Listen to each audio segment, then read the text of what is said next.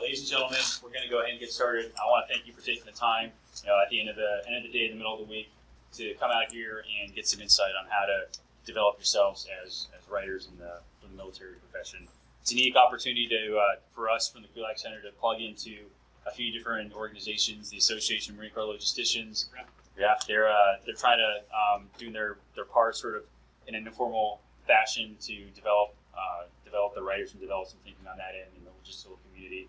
And then we have Dr. Franklin Annis, who's had a previous relationship with the Krulak Center in supporting our efforts to sort of share knowledge across the fleet. So thanks for coming. I'll give a quick introduction for those of you who are not familiar with what we do here, and then I'll turn it over to our guests to go ahead and start it off. So the Krulak Center, this is where you're at. If you didn't know, it's the Krulak Center for Innovation and Creativity. It was stood up sort of in a semi-official capacity a little over a year ago with Major Riemann back there, who was one of the plank holders of the Krulak Center. There's smoke. But they built this place to be a place to generate dynamic, creative thought for the students in the schools here primarily, but then to sort of take that atmosphere, and what we're going to be building on in the years to come is fostering that creative thought, that environment out across the distance education enterprise, but also in the fleet as a whole, because everybody's got a piece to play in being creative, innovative, and thinking when it comes time for the fight. So we host a lot of different events to be able to do that. This is one of the kind of things that we do is bring in speakers to talk about a certain aspect of professional learning and knowledge. Today it's going to be writing, but next week we could be talking about decision making in a poker game. How does that apply to you as a warfighter? And it does, trust me. But we're trying to just engage in that sort of non-conventional thinking. And I'll make one last pitch here. We're here to talk about professional writing. We are in the process of putting together a team for Volume 2 of our graphic novel, Destination Unknown. And for those who haven't seen it, if you go to the Marine Corps University Press website, you can get the PDF. I would love to hand out hard copies, but we've given them all out, or pretty much all of them out already across the fleet, which is where those things belong. But the PDF is free, get it off the website. And what that was an effort to talk about future war in a form more accessible to a broader number of Marines. And not just that, but it was written and illustrated entirely by Marines.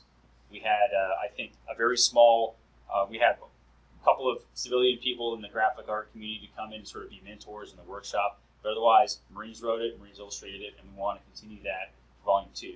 So if you're interested talking about weird stuff in the future about how the Marines might fight, take a look at Volume 1 to sort of get some inspiration, and then contact us here if you'd like to participate in Volume 2. So with that, I'll turn it over to you guys.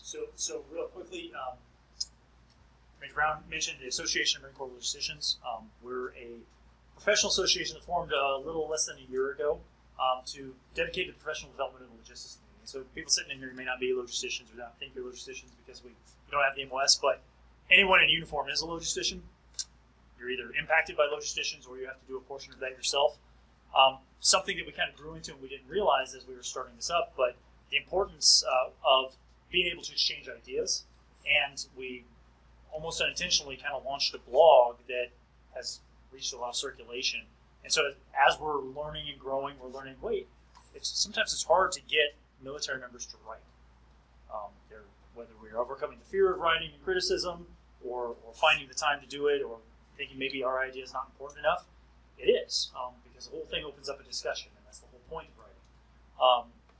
Through one of our events, we met with Dr. Annis, and he offered this opportunity up to us, and we partnered with the Krulak Center. This is the first time we've done a partnership where we've kind of done this. Usually we're a little bit more social with some of our stuff, but we do a lot of the same thing. We just do it at different venues, bringing people in, typically from the logistics field, both industry and military, and host and try to build a sense of community between logisticians, and that's logisticians of all MOSs.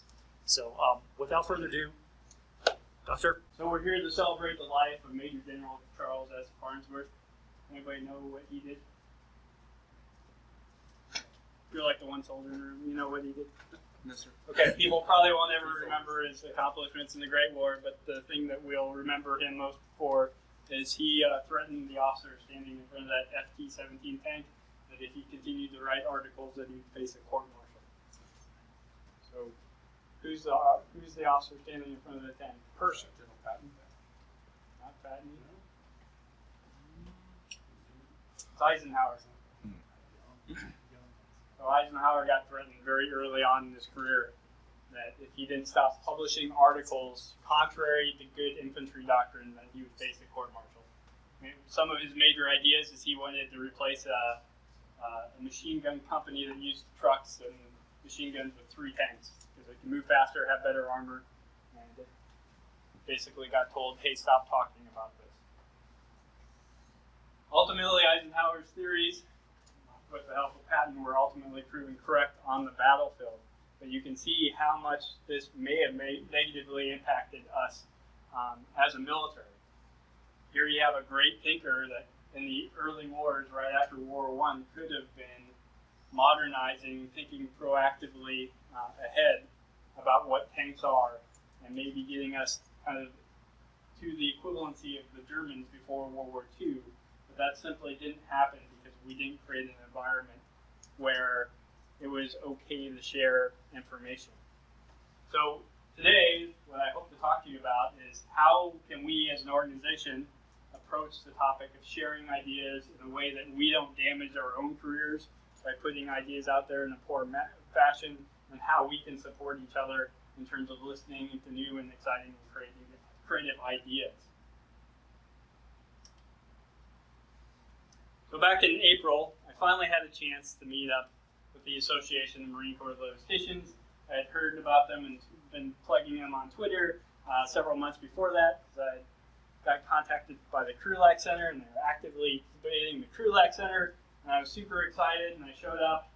And when I showed up at this meeting, I have to say I was kind of down in the dumps, because I had written an article probably about 10 days prior to this meeting that got several generals wanting to have me report to the front of their desk. And that's not a good sign. Like, I've written articles where the next day you get the phone call from the general saying, hey, that's a great article, and hey, what do you think about this? That's the type of stuff you want. You don't want the ones where, hey, you need to report to the command suite as soon as you get to work in the morning. So, between that and another officer, Army major, publishing, I wouldn't say a controversial article, but an article that was open and honest, that officer got mobbed on Twitter, and to the point where he actually received threats against his life and threats of physical abuse, something that just, to me, seems insane. But between those two events, I was walking into this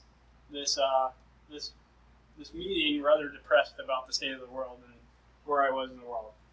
The great thing is I walked in, and among the several conversations of what happened there was a conversation about what a publisher should do. How do we help? How do we safeguard junior Marines as they publish? How do we encourage the sharing ideas in a way that they're going to be receptive on the first kind of go around, keep people out of trouble, help develop ourselves, share ideas, and get ahead of kind of the intellectual curve. So with that topic being in the air, in my background in publishing and other academic works, I stepped up and said, hey, maybe I'm the best one that might be able to throw together a presentation to talk about this subject. I have about 60-some published academic works. They're not all written. Some of them are video. You're welcome to check out the Evolving Warfighter, but I'm published all the way around the world, from Australia to Britain to, well, a lot of American places. A lot of my theories and articles have been shared throughout the NATO countries, which is quite fun and interesting when you get pinged by the Belgian military about questions about what you're writing. So hopefully you'll have a chance by the end of this to start engaging, and hopefully have a chance to go out and publish and start sharing your ideas. The bottom there is an ORCID account that is totally free for all academics. If you don't have an ORCID account and you plan to actually write more than one article, I would encourage you to get one.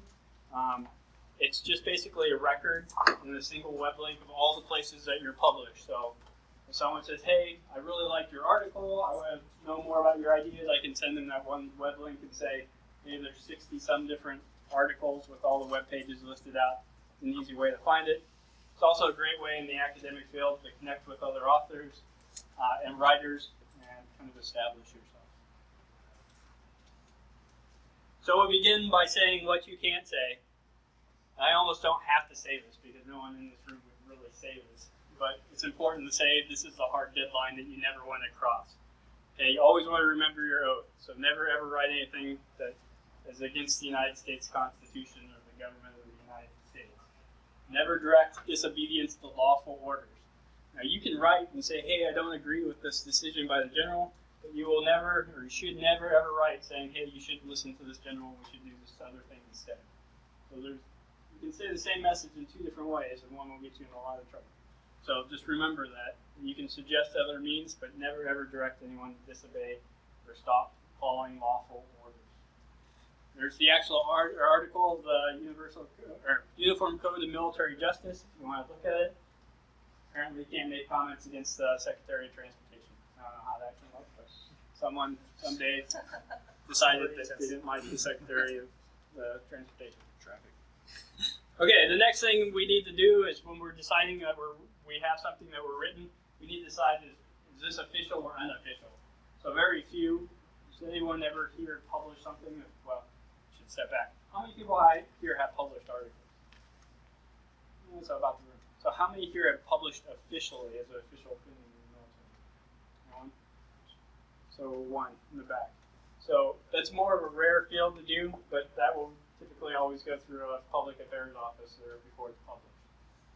If you're publishing your own personal opinion, a couple things have to happen. Either you have to send it through a public affairs officer to get permission to publish it, or you need a disclaimer on your article. Now the standard Department of Defense disclaimer is there, and there's a specific one to the Marine Corps. Now most military journals that you publish in will have this nicely printed on their webpage. However, it's your responsibility as an author to make sure that shows up somewhere. The one thing that got me called on the carpet is I published an article in a journal that did not have that statement, and I did not have that statement in my bio, and that's what got me truly in trouble. Anyone here read the Small Wars Journal?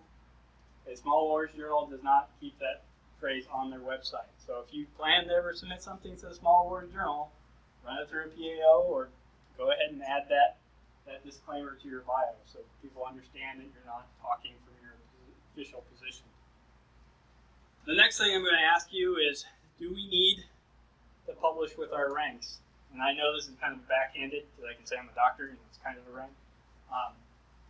But can I just publish as Franklin Annis? Does it make my ideas any greater or less than what I actually written on the paper if I have my rank preceding? I would hope to say that we don't buy into the idea that we take a look first at the rank before we read the article to determine whether or not it's worth reading. Because if we're doing that, we're engaging in essentially a logical fallacy. So we're checking the source before we actually read the content for the information therein. So it may be something to think about not actually submitting, or submitting to unofficial journal, your rank when you submit an article. Think about it. If everyone took their rank off on the table before we walked into the room, we can actually talk to the intellectuals. We don't have the fear or pressure of individuals coming down and saying, well, he's just a staff sergeant, we're not going to listen to him, or hey, he's a major, I'm going to listen to him. The question of the day is, was my ideas any better if I'm a lieutenant than if I'm a major, if it's the same idea? And ultimately, I would say, hopefully not. Hopefully it's the same. When we're thinking about publishing, there's several things that we have to consider. Some things to keep in mind is the publishing timelines, how long it takes to actually see something in print. If you want to see something fast and get it out in front of the audience, a peer-reviewed journal is a poor choice. Most peer-reviewed journals are going to run 6 months to over a year to actually see your work show up and be in front of the audience. The benefit of the peer-reviewed journals is they most of the time are more rigorous and allows you to write much larger articles or works. The downside of that is how many people sit around and read doctoral dissertations? Not a lot. I got 200 pages of dissertation over there that you're welcome to read. Really, if you don't know how to read a dissertation, I'll show you a way to cheat. That you just jump to chapter 5, read chapter 5, it's interesting, then you go back and read chapter 4, and then you read chapter 2, and then you go from there. Most people won't read massive 100-page text. Most people won't read 40-page text. Most military leaders, I hate to say this, a blog post of somewhere around 1,200 words is an optimal length if you want to get an idea out there and take a look at it and have it written by a large audience. If you find you have an idea that you can't write in 1,200 words, I'm going to challenge you with two different thought processes. Number one is maybe you're picking a subject way too broad. You need to continue to sharpen your idea until you can get it smaller. Or maybe you have a collection of small articles that you can write instead of writing a major work. Now, there are times where you may need 16 pages to truly capture an idea, but understand that the consequences that come with that is less people are going to read a 16-page article than a 3 to 5 page article. The amount of risks that we assume when we publish in these journals also vary. Obviously, if we're publishing in a military peer-reviewed journal, they're going to prevent us from saying anything stupid. So you have a lot of top cover and safeguards if you publish through a military peer-reviewed journal. A lot of safety there. Civilian journals don't have the military context, but at least they're going to make sure that your ideas are academically sound before you kick them out. As we move down to kind of the privately owned military journals, the quality of those journals can vary highly.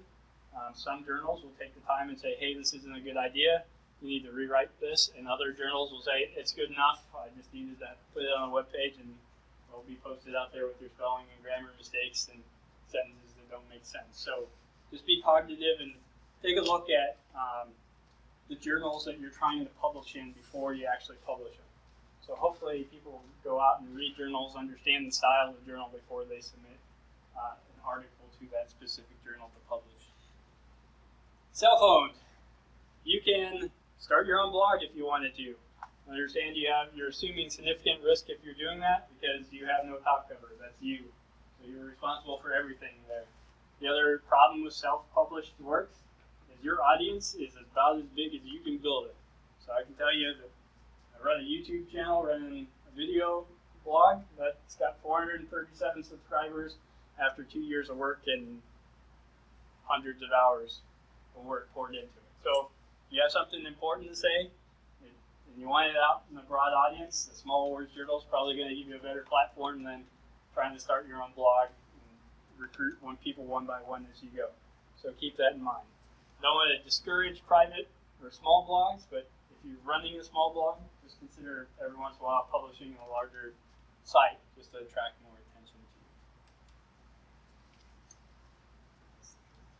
One of my great friends from Nebraska works with me up here in Virginia by the name of Major Jones. And the last time he introduced me to someone new in the office, he said, "This is Annis. He can take a punch in the face."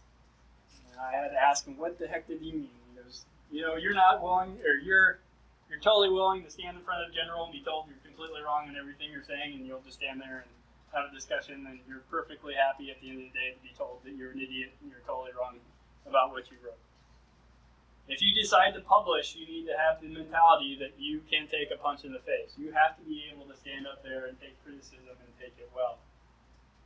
We all have our own specific worldviews and opinions. Standing in the trenches, you may not see what other factors are playing.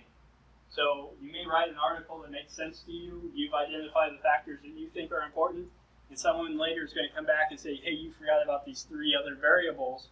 And you need to be able to say, you're right. You know what? I'm going to write a follow-up article. I'm going to adapt to what I know now, and I'm going to move forward because what I wrote was about the discussion for the profession and not myself as an individual. And we need to approach our writing in the sphere as that. Hey, we're here to spark ideas to better our profession.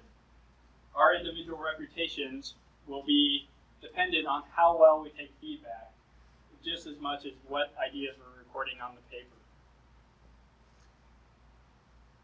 You also have to remember that your ideas or your articles that spark change in the military may do wonderful things, and it may result in a plan that would be totally different from what you would suggest to do in the first place, and that's totally fine.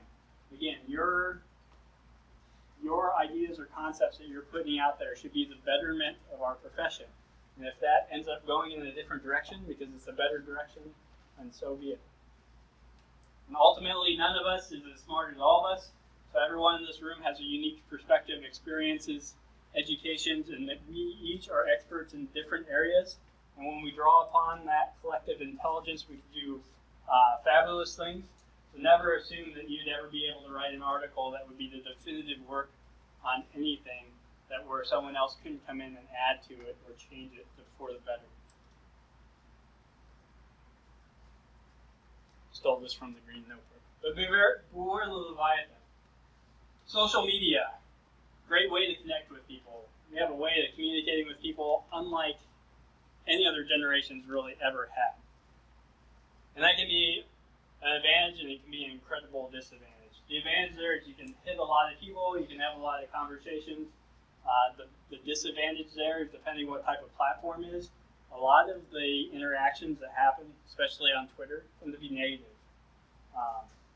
The amount of interactions that can happen can grow out of your individual control.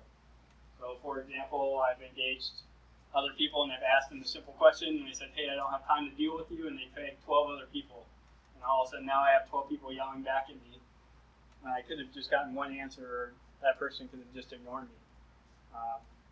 The example there from Major Spears, he wrote an article that's rather interesting about public affairs officers and interacting with civilian media. The problem there was, I hate to say it, in the middle Twitter community, we had a bad actor that kind of caused the mob. The retweet function on Twitter, the guy who invented that actually now regrets it and says it was a mistake. Because you can share information and spread it faster than people can respond to essentially attacks against them or misrepresentations of their ideas. And we see this. If you saw a retweet say, hey, you need to read this, or hey, this is garbage, how many of us actually click on the article and read it with an unbiased mind before we add our comment or we retweet and reshare that information? So in that instance, that officer unfortunately got thousands of retweets because of that information, because of how it was misrepresented. It turned into a beast in terms of people making assumptions based on the misinformation inside tweets. And now that major is planning on not publishing on any media or any journal that uses social media as a primary means of marketing themselves. So he's planning on going back to peer review journals because it's safer for him. But just understand it may happen. If you find yourself in the dispute on Twitter and people aren't using the reason, go ahead and walk away. Twitter is kind of an interesting beast because I read an article like the 2% of the most political extreme of the American population tend to argue on that. So if you find yourself in a controversy, just ignore people, ignore the conversation, and move on with your life. Especially if you have people using ad hominem attacks. Ultimately, the people that are interested in the profession are willing to sit down and have reasonable conversations. The people that aren't interested in advancing the profession are going to be the ones that just get outraged. Nothing is urgent. Great phrase I stole for War on the Rocks. It's something that I wish I would have remembered when I wrote an article a few months ago. That was my worst article I wrote. At a town hall meeting, General spoke about a change. I took his words as verbatim, and I had a very narrow aperture. And I responded to what was said in that meeting, not understanding all the other variables that were at play. It's a kind of interesting case where maybe that general got a lot more honest feedback on what he said and how messages were sent out than maybe he cared to receive. But I said a lot of things in that article that were factually incorrect. Now, there's a lot of truth in that article and my main conclusion and why I wrote it. However, those factual incorrect things made me look very poor as an author, and it's something that I wish I would have waited 2 more weeks. I would have had a better understanding of that. Maybe myself wouldn't have gotten so emotional about it, but it had to do with military history, and I'm kind of passionate in that field. And number 2 here is, if there is something that's controversial, the first guys that come out and kind of dogpile on a topic are going to be the guys that come out just for the fun of the outrage of it. So the scholars that are really interested in kind of revisiting this idea and trying to correct that problem if it's still a problem are still going to be interested 60 days later after that news breaks. So if I would have published that same article 60 days later, no one would have really recognized it except the people that were truly interested about, hey, is this something that we should talk about? Hey, was this truly a mistake? Could we have done something better?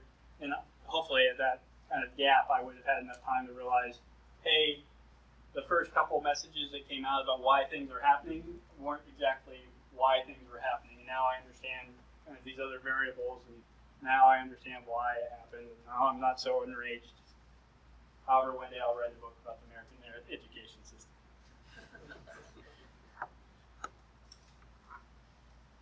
Okay, writing is like a bullet. I've seen this a couple times. We don't know what's going to happen to our writing and our messages once we hang it on a public forum. And it's something always good to remind ourselves, hey, we should never publish anything that's OPSEC.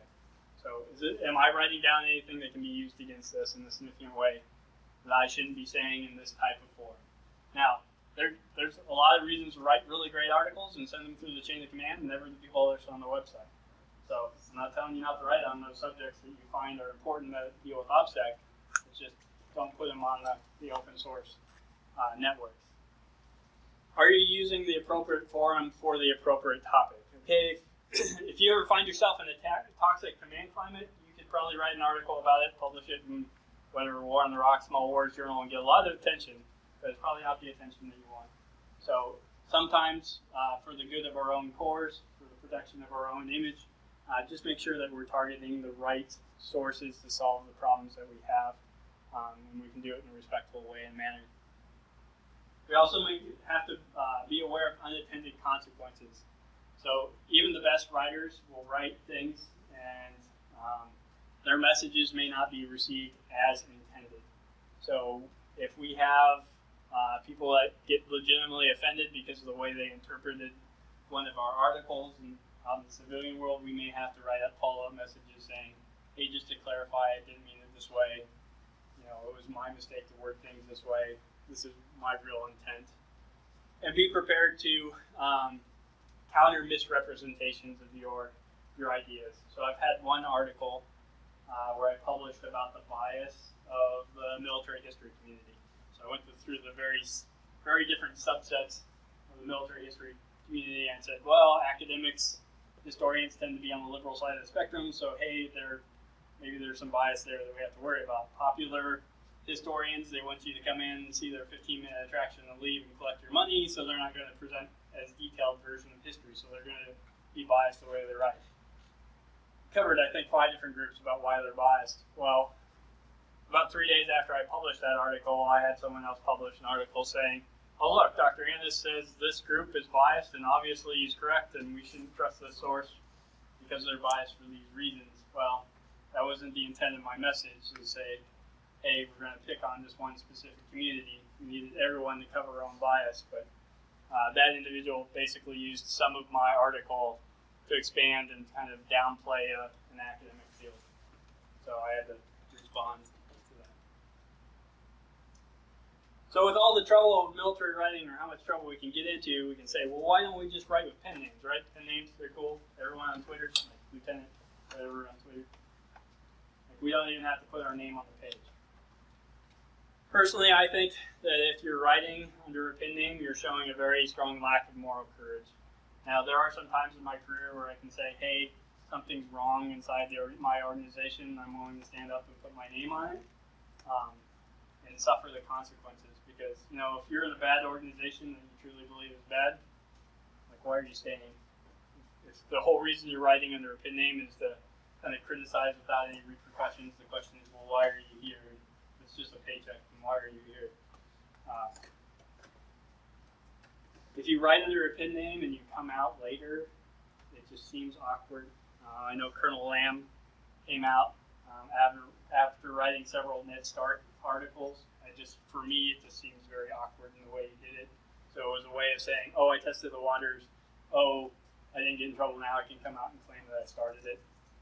The biggest problem with writing under a pen name is the whole purpose of writing articles is starting a discussion. So I can't tell you how many times, well, I can, probably at least a half dozen times, I've written an article and I've gotten a call from a colonel or general saying, hey, I really like this article, except there's one attached idea that I'm dealing with. I have a problem with it. Do you have any thoughts about it? Well, if I write as Dr. Franklin Annis, they'll hop on Global, realize my rank in my organizations, they'll send me an email, and they can get in contact with me. I can discuss right back to them and tell them, hey, you know, these are ideas, and start that discussion. If If I don't have my name, it doesn't go anywhere. So anything that's written without a name can be kind of dismissed without a purpose. That makes sense. So let's move on. Get past the negative parts. Good parts. So how do you get started? Okay, I'm a great American transcendentalist. Hopefully everyone's a transcendentalist. No one knows what transcendentalism is. Emerson, great American philosopher, has this quote up here. And I want to give you permission to use this quote. The idea is you are free to go out and write down the ideas that you know of today, put them in articles, and put it out there. If you're wrong, write an article tomorrow about what you know tomorrow and publish it, and so on and so forth. Okay, we are not trying to defend old and dead ideas. Okay, if something's proven wrong, just keep moving forward. Think of it as a wheel. You're moving forward. It's not trying to establish a foundation of credibility.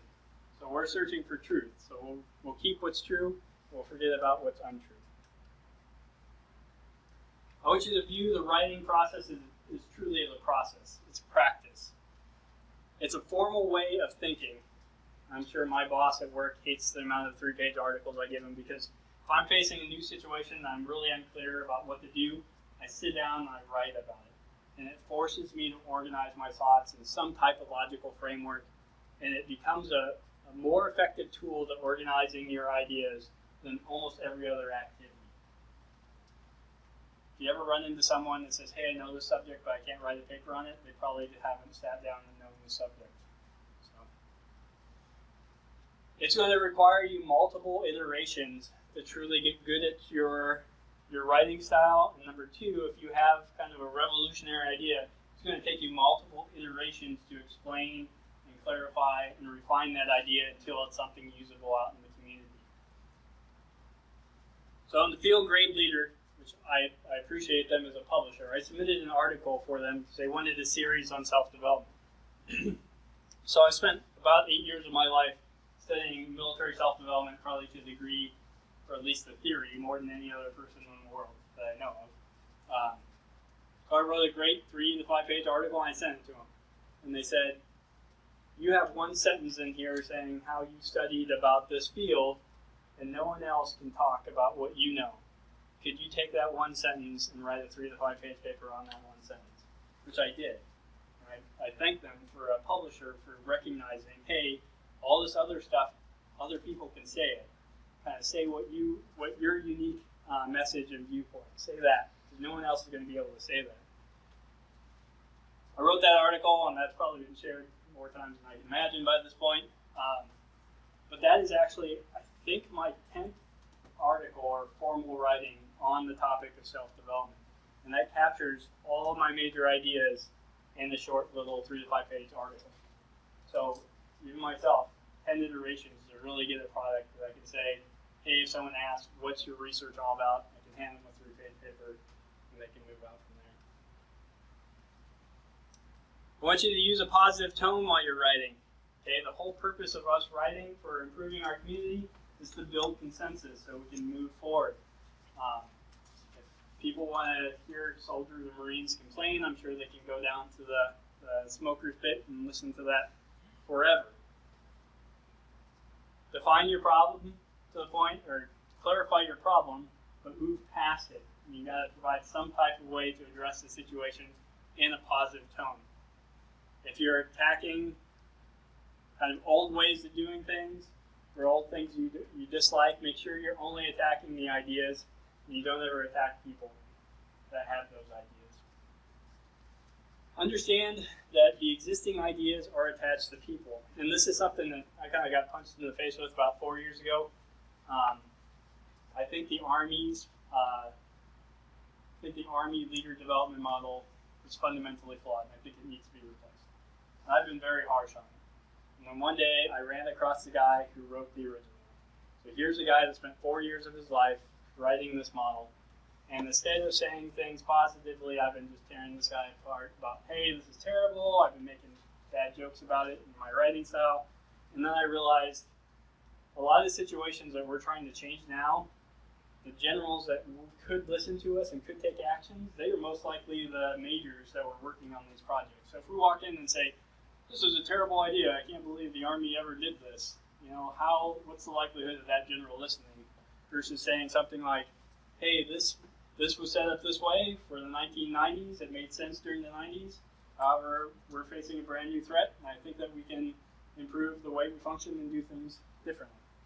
It's saying the same message, except one more likely to be received and listened to versus the other. You'll get more clicks if you're entirely negative, but please shouldn't be counting clicks. And that goes back to the whole purpose of Aurora writing, hopefully, is to change our profession and not gain notoriety. And I've had articles written or read as little as 20 times that I've had major changes in organizations happen from. And I've had articles that have been viewed hundreds of times and had no impact. So don't judge the importance of your writing by how many people are reading it. It's who's reading it that's more important. And that's very difficult from the author side of the house to truly assess the quality of your readership.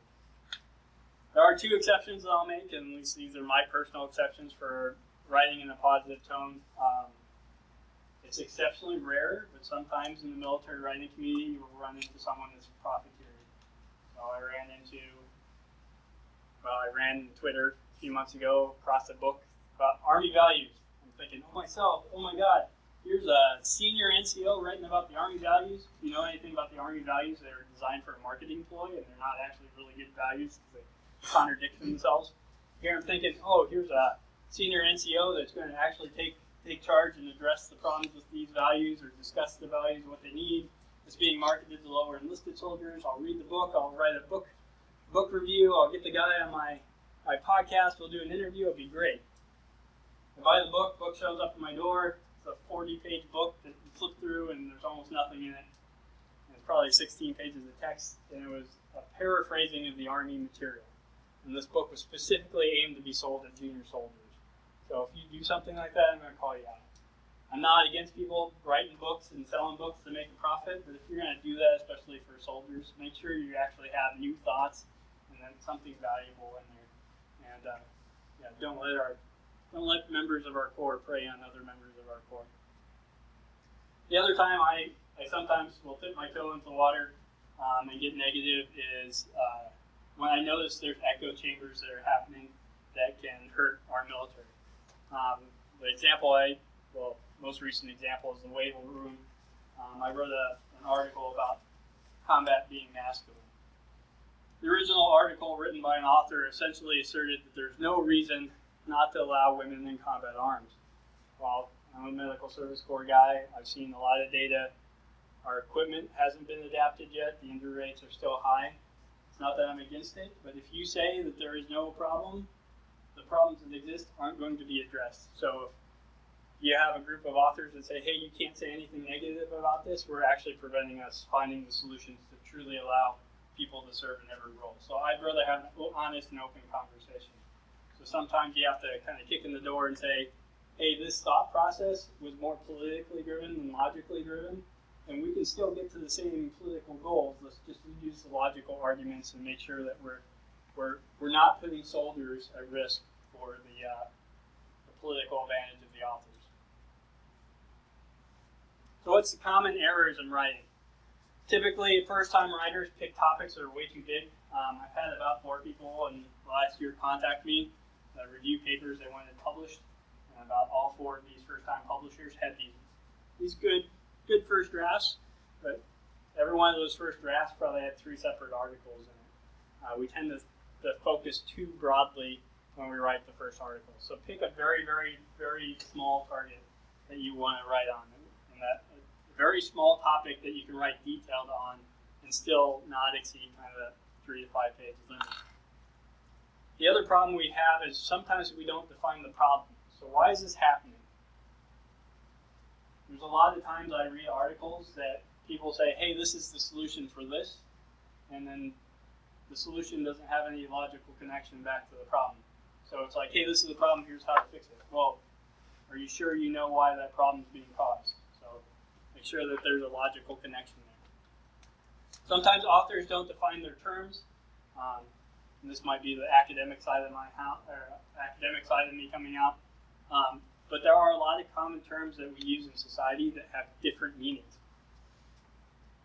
I've seen generals before that say, hey, I want to hire innovative people, but the people that come in, they all want to tear everything down and then rebuild it from the ground up. It's like, sir, that's what innovation is. You're probably thinking of a creative person that will solve little problems as you go with the existing structure. At least define the major terms in your paper so people understand what you're talking about and what you're not talking about, and how it's relatable to other literature in the field. I do notice that a lot of authors, if they don't define their terms, can sometimes change the theoretical definition of the terms as they write the paper. And that becomes kind of somewhat of a game of sophistry. So if you aren't really clear about what you're saying, you can adjust the message so you're never wrong. And you just wrote a 3-page paper that ate people's time. It really didn't present a solution. So be clear on the language you use. And the vast majority of authors will give up after the feedback of the first draft. It's really, really hard to take feedback because we get so attached to our first drafts of the paper that you kind of have to push through it. And it's really hard to take a look at a paper that has nothing but red inks or comment blocks all in the Word document and not say, screw it, it wasn't worth my time. But it's worth it if you go back through.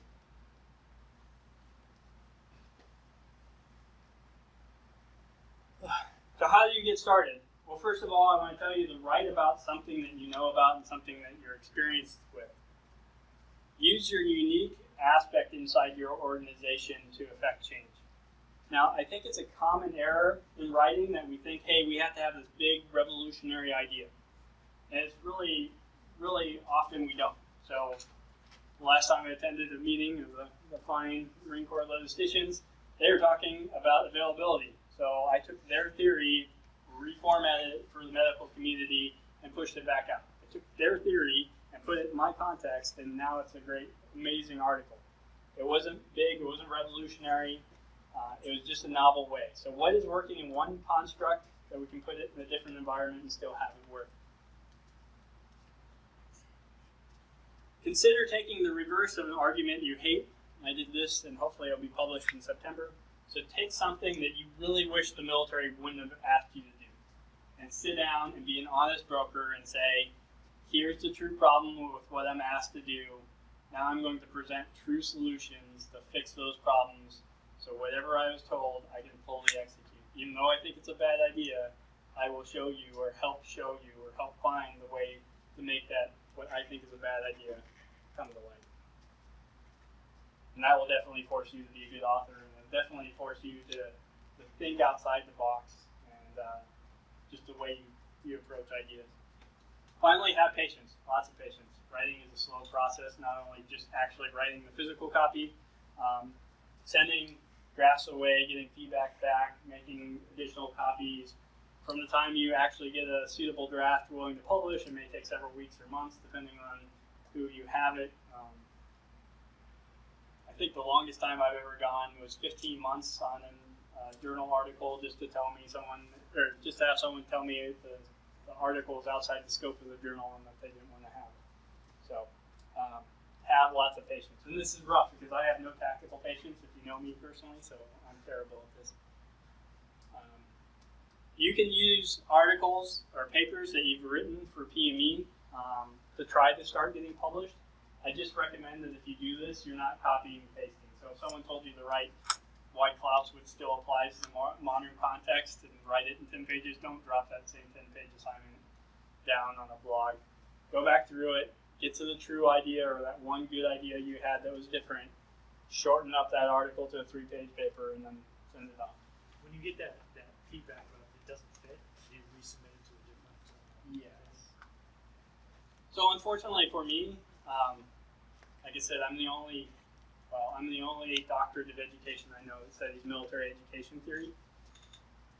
So when I wrote my dissertation, I wrote about a 40-page article based on that, and I submitted it to the Command and Staff College, and they said, this is a wonderful paper, not in the scope of our journal. So 6 months later, they sent me an email back saying, hey, you should consider sending this to War College. The War College should publish it.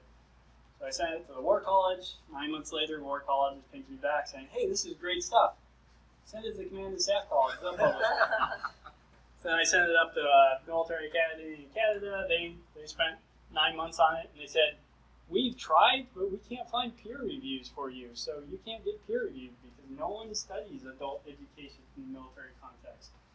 And then I tried one more civilian organization out of Florida, and they're like, no one can peer review you. So I'm the author that can't get peer reviewed, which I'm sure will hurt my resume. Fairness, would you recommend or not recommend if you have, so you did them iteratively, you started with one waiver for response and then to another waiver for response. What if you send it to 4 different publishers at the same time? So, is that recommended or not? Never send more than one location at a time, well, several reasons. First, depending on the journal, sometimes you hand over the copyright of that article. So if you ever publish in the Small Wars Journal, you're handing over the copyright of that material to the Small Wars Journal. That's, they use that to drive their traffic. That's how they make their money. That's how they can exist. Nothing wrong with that. But that means once it's published at the Small Wars Journal, you can't republish it again without their express permission. They usually always give the permission, usually always. However, you're going to have to ask that organization. Some journals you can publish to that you still maintain the copyright. So, hey, I'll publish with the Army Leader in the UK. They'll throw it up on their website. It's great. And if I want to throw it in a book later and publish it my own, they say, you keep the copyright. But I understand these military journals make their living by having new and fresh ideas, and what's the worst thing that can happen to these journals is the same article popping up in multiple at the same time, because that means now the Small Wars Journal that may have gotten 400 views out of that one article may only get 100. Well, you're cutting into the time and effort they had to expend to review your work. So only ever submit to one location at a time, and if for some reason you're not going to publish with the journal, make sure that you send a formal message saying, hey, I wish to recall my article and I'll seek to be published elsewhere, just as a courtesy. And don't make the assumption that it's been 6 months and they're not going to publish it. Always either ask them if they're still considering it or send a follow-up saying, hey, I'm going to find someplace else. Find a mentor. I'm sure a lot of writers or people that have been published are willing to take a look at your paper and tell you things that you can improve. If nothing else, it's nice to have a proofreader. You really need a mentor there, especially after the first draft, that you get all what's ready. And a mentor can lift you up by the shirt collar and say, you're going to be okay, just go back and work on it for 3 more hours and you'll be fine. Once again, understand that as you improve your writing style, you're really improving your thinking and your own development. And a mentor can help with that and address some of the reasons personally a lot better than someone at a distance journal can do. I would recommend that you consider everything as a draft until it's actually seen in the paper. So never think to yourself, hey, this is the final paper. All I have to do is send it off now and it'll be published. Because that journal may come back and say, hey, you have one small area, you need to correct this or that. So just kind of get in the mindset that nothing's permanent until it's published. If you have something of extreme strategic significance, so I'm going to have something hopefully next month that I want 3-star generals to read. Asking for a mentor or a peer publisher that has, and I hate to say this because it goes back to my original article, has the correct rank or position inside an organization can amplify that message. So sometimes it's worthwhile to go to a mentor and say, hey, I really want this idea to be pushed to the 3-star level. Will you please publish it with me because they're going to pay attention to you and not some random major. But if you publish it, they'll pay attention to you. So just keep that in mind. Peer publishing tends to be a little more difficult because you add one more variable into the work. That usually ends up okay. So enters the Association of Marine Corps Logisticians. So great organization. I was so impressed in April. I went back home and I dropped a lifetime membership, and maybe I made them a little more purple. Now you can say you have an Army medical logistician on your staff. So the goal of this organization, I think they said 3 to 5 days is when you'll hear back once you submit an article. So that's phenomenal response time compared to most other journals. They intend to provide quality feedback and give you a chance to receive the mentorship if you decide to write. And they do wonderful things like this. And They create peer learning environments that you can go to their events, talk to people, pick up ideas, collaborate. Just a great organization. So if you have anything Logistician based, please by all means ping them and say, hey, I'd like to work with you. So finally, go out and start enjoying the benefits of writing. I can tell you that just by publishing, well, kind of hyper-productive, but by publishing around 60-some articles and videos, I can now say that I can talk to pretty much any general that I want to. I get emails from around the world asking for guidance and questions. I'm looked at in my office in a totally different light and view. And just the experience or the seriousness that people will take you interacting with you professionally is totally different. It's one thing to show up and do your job in the military, but it's something completely different to spend your personal time, to sit down, make true investments in improving and thinking further out, thinking strategically about your core. And the strategic leaders will see that and notice that, and they will definitely appreciate that. We shouldn't be surprised that the history of the military, the kind of the most productive writers in the past, ended up being some of our most effective strategic leaders. It'll give you a chance to have greater power and influence over your course. So hey, you get a chance to make the military a greater place to be, and it'll actually increase your notoriety. So with that, what questions do you have? Comments, concerns, that threats? In terms of just being reputable or ones that you've had positive experiences with, Dr. Ernest, how would you rate some of the military publication forums and the Waffle Room? Some of the ones you threw up there, Small Wars Journal, From the Green Notebook. Like, I know they all kind of have their niche or are tailored to whatever, but are there any that really stand out or don't stand out as a good combination of reputable, easy to work with, eclectic, so on and so forth? So it's a complicated answer. So when I was researching my dissertation, I was having a lot of difficulty finding materials actually applying to my subjects, and I found a lot of materials inside the Small Wars Journal. So when I started writing, I just was inclined to go to the Small Wars Journal. If you're a first-time author, expect about a month delay before they get back to you. Now, I think I've published more articles in Small Wars Journal. Well, I published more articles in that journal than any other journal. I enjoy like a 3-day turnaround time now because they know me. However, it's higher risk. If you read the submittal guidelines to Small Wars Journal, they say we don't care about spelling and grammar mistakes. We want the idea out in front of the community. So if you're willing to say, hey, I don't mind 1 or 2 spelling errors in the paper that I push out there because I want people to start debating the idea, that's a great place to go. The field grade leader is a great place to write with, incredible mentorship, except they target subjects. So you almost have to wait until they call for a subject that you're interested in, and they will take the time to really provide mentorship and quality feedback. The smaller blogs kind of have their own bandwidth, so sometimes working with littler organizations are hit and miss. If you have something incredibly generic, you can seek a kind of a worldwide audience. The Army leader in the UK is a great guy to talk with. However, your subject has to be truly universal to seek international publication. So for self-development, that theory is pretty easy to say, hey, learning theory is the same in Australia and America, but if you're talking about whatever, the next landing craft to buy, talking in Britain about what's happening in the Marine Corps, there's not a lot of translation there, so just kind of target your audience.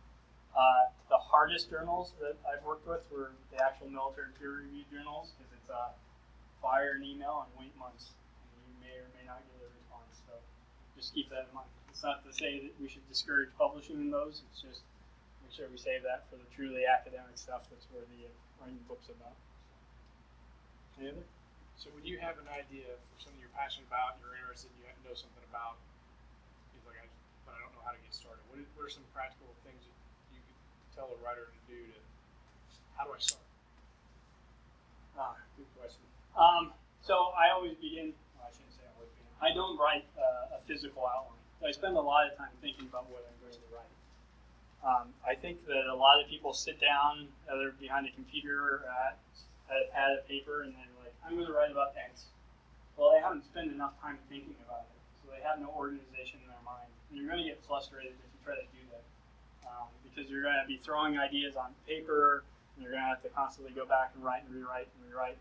So it seems awkward, or odd, but the biggest recommendation I have is if you're approaching a topic, I want you to spend nothing but 3 afternoons thinking about it and not writing anything down. And I want you to get to the point where you almost can give a brief about it, and then kind of when you have that flow, that natural concept of I'm going to start at A and then I'm going to end at X, then you can sit down and start writing drafts of that and then go back and review drafts. But that's just kind of my normal writing style is what I recommend. Writing is, like I said, it's something that you should do in practice. I try to write something at least once a month because it keeps me sharp, whether it's something about work or something offline. Almost everyone can invest the time. 3 hours a month, I'm going to sit down and write something, whether it's one afternoon when I get truly inspired because someone said something at work that upset me, so I'm going to address that. And there's a true problem I think that can be fixed, or some larger theory about, hey, this is what I love. And then, well, I'm in grad school right now, so I'm slowed down on my publishing. So, any other questions?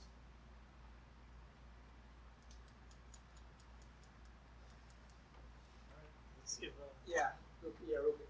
So, all right, so you mentioned echo chambers and generating a positive tone, positive momentum, and the ideation to writing and then publicizing.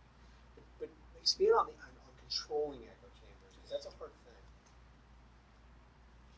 Well, I don't think you can control them. I think sometimes the point of an echo chamber is just to disrupt that it exists and not actually. How do I say this? So I believe in the concept of an agora of ideas. So it's a marketplace. So everybody should bring their own worldview and throw out their ideas. Okay, we're all going to talk about it in this room, and we're going to have fundamentally contradictory philosophies among each person in this room. So if I throw a capitalist and a communist in the room, they're never going to agree with each other. But if you get them working on the same idea, part of what the communist is going to say is probably true. Part of what the capitalist is going to say is probably true. And as long as both of them have a chance to speak, and at least throw out their worldview, at least we have the construct and we've identified variables. Now, whether those two can fix it or not. Sometimes dealing with echo chambers is simply walking into the echo chamber and saying, there's a different opinion, and walking away because everybody else wants to kill you at that point. So there's a danger of walking into an echo chamber and saying, hey, this isn't the way, because you're going to get kind of a lot of negative feedback from it. Yeah, pulling that thread. I mean, from our community here of AMCL, is being able to distill and make sure that within those echo chambers, it's tweaked, but it's tweaked in a way that we're expressing and we're generating this continued momentum on a topic that might have controversy, right? And multiple, not controversy, right? But discussion, legacy systems, for example. So those are the things that I think as we continue to think through that as a group, those are going to be the tough pieces. What would you say in other communities help us filter that? What kind of business rules around that? Well, it's interesting. So if you look, this kind of goes back to published a paper in the Small Word Journal about historians in the master's program at the University of Birmingham. So I spent a lot of time taking a look at 5 different communities of historians and taking a look at their specific bias. So if we walked into the Ivy League colleges, so whatever the top 100 colleges in the United States, and we walked into their history department and said, who here is essentially on the left side of the political spectrum, it's almost 100%. So then the question is, how are we recording history if we're just recording, if we're operating in an underlying worldview that's restraining our ideas? So how do you bring in that outside individual? So a lot about breaking an echo chamber is either introducing more diversity in terms of the philosophical diversity walking inside the room, or really, if you find yourself stuck as a member of an echo chamber, you have to go back and fundamentally question the underlying philosophies of what you're operating on. Like, do we truly know what the problem is? You know, the bounds that we put up culturally, do they truly exist, or should they truly exist? And kind of question that underlying assertions, because a lot of the problems with echo chambers, especially in the military, is an idea gets thrown out there and then it gets enforced by command theory, and then it becomes unquestionable.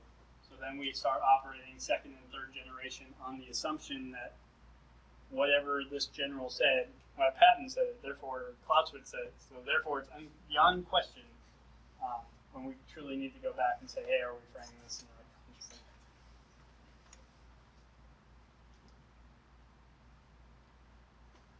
Other questions, comments?